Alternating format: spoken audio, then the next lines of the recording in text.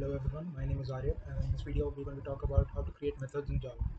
So as you can see, the directory structure, we have our main method in app.java, which is in the default package, and we also have this additional new class which you can say using this for the first time, right? Service class. Right now it's empty, but it's contained in the package known as form.service. So we'll just come to know what this is for.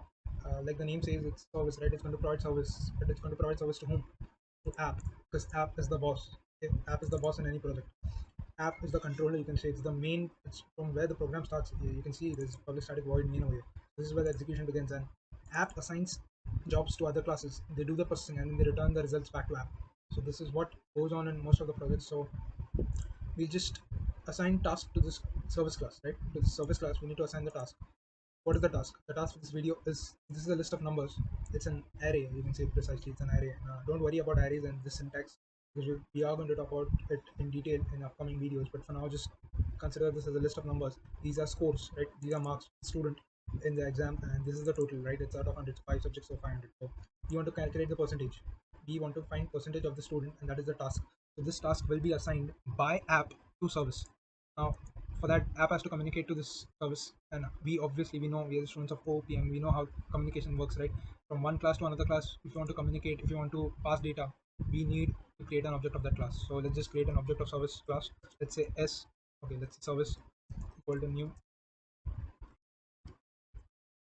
service, right? I give the semicolon, and still you can see there's a compilation failure. It's because of the imported CF has vanished. Now using this object, I'll assign this work. I'll give it to a method known as get percentage. Okay, and for that I need to give some inputs, right? Like what are the inputs? The inputs are marks and this total. So let's just give this as input. Let's pass it in the arguments, and we also have total, right? So this is going to give us the percentage right here, so we can catch it. Percentage is always double, so let's just catch it here in this variable called as percentage, and let's just print this, right? Print percentage. So our job is done, but right now you can see there's a compilation failure, and it says create this method. Obviously we haven't created it, right? It's blank. So let's just create it. Let's make the IDE work for you, and you can see it has created this. Right now you can see it's taking the marks and total. Right now we need to iterate through these marks, right? We need to sum them up. So I'll write this for each loop here, and I assume that you are well acquainted with the syntax. If you're not, then just pay attention. The right part of the semicolon is the variable, is the list or the array through which you want to iterate. Right now we want to iterate through this array called as marks, so I write marks on the right hand side of the column. On the left hand side you specify the data type, what the list is holding. You can see it's holding integers, right? So just write int and just give a dummy variable, anything. You can give anything.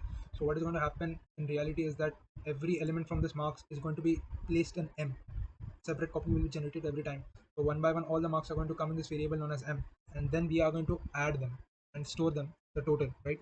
So I'll just create total marks. It's a variable which will store the total, and I'll do total marks is equal to total marks plus m, this variable, right?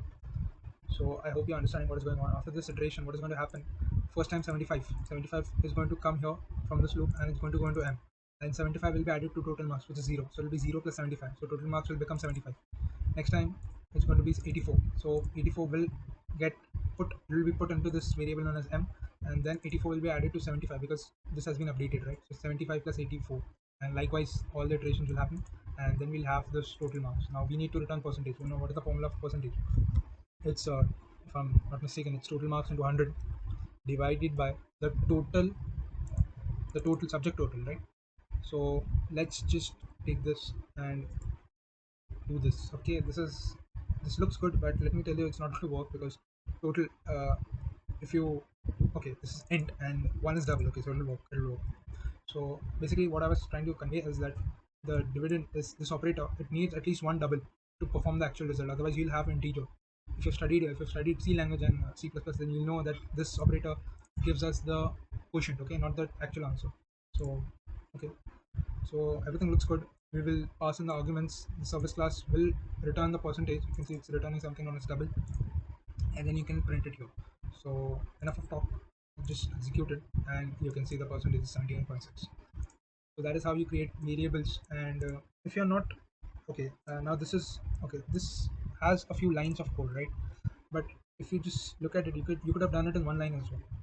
no need to make all these pojos, right? In the last video we discussed this is the object. So just cut it, place it here. Okay, just remove this line. We've got rid of one line extra. Again, you are making this function call and then you're storing it into a variable and then displaying that. What is, why do all this? Just cut this and paste it here.